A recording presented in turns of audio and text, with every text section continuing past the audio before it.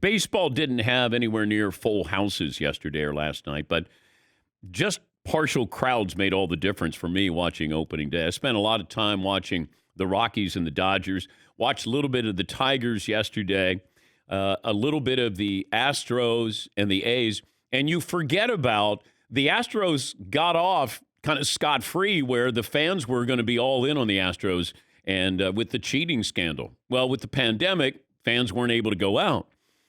And the Oakland fans, the ones in attendance, were letting the Houston Astros know that, hey, we got to make up for lost time with last year where we didn't get to boo you. Yes, Todd. Yeah, virtual taunting kind of falls short. You really kind of have to be on top of them on the field. And there were a few fans let in during the playoffs, but for the most part, stadiums were empty last season.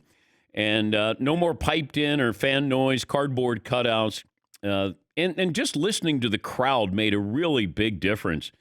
And, you know, the poor person who's producing a TV, you know, the TV portion of the game, I mean, has to be so relieved. Imagine a cutaway to a fan who is an actual fan, not a cardboard cutout.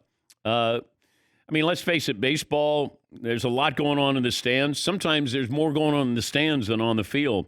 But for the people lucky enough to be able to go to a baseball game, and McLevin and I were talking about that yesterday, just to be able to go to a game. Yeah. I miss it. Just sitting there, even if there's nobody around me, but just sitting there taking in a game on a sunny afternoon would be awesome. Yeah, McLevin. We were talking on this side of the glass. I had never been to an opening day game because they were always when I was a kid, they were during the day. Yeah.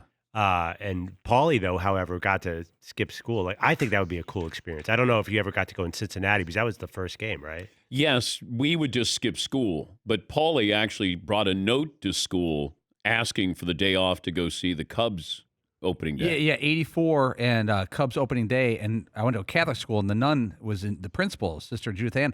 And I actually told her, I'm taking the day off tomorrow to go see the Cubs play.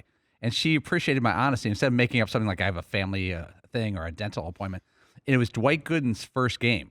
And Dwight Gooden got rocked by the Cubs. And he was really skinny, and no one knew who he was. And the Cubs were really good in 84. But it happened to be Dwight Gooden's first game as the Cubs home opener.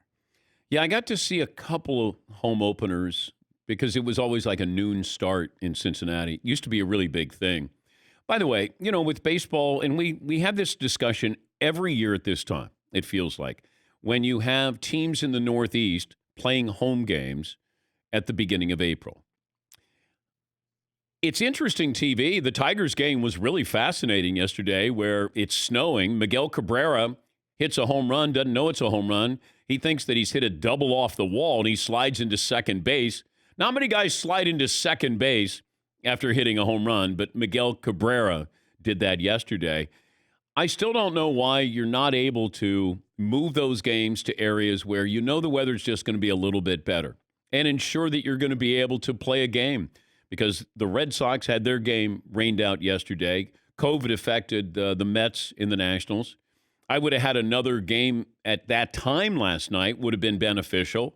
Not that you know or knew that COVID was going to impact you, but for TV purposes, ESPN has that exclusivity, and they wanted that and didn't have a backup plan there. And if you tuned in to watch baseball, there was no game last night. But watching yesterday, certainly there was an awkward moment with the Dodgers game with the Rockies. And you had what you thought was a home run with Cody Bellinger. Here's the play-by-play call. This is AM 570, the Dodgers radio network. And this is a call of Cody Bellinger. Bellinger with a fly ball to left center field and deep back to the wall. And it is off Tapia's glove, over the wall, and a home run. Now, wait a minute. Well, are they going to say that a fan interfered?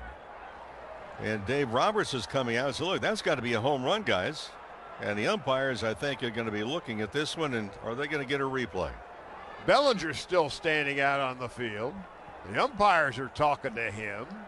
Turner wasn't sure what in the world was going on. That's Charlie Steiner with the call on KLAC. And the outfielder had the ball and then lost it. And Justin Turner doesn't know if it's a home run or not.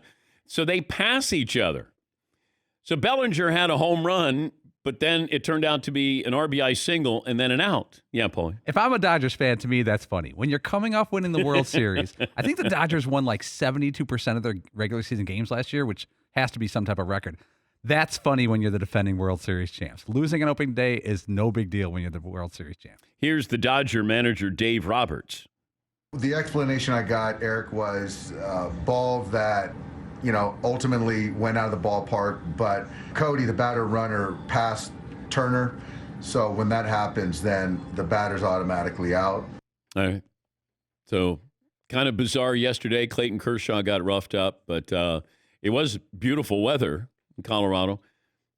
You could see Bellinger's waving his hands at Turner. He's like going, what are you, like, go back? No, what are you doing?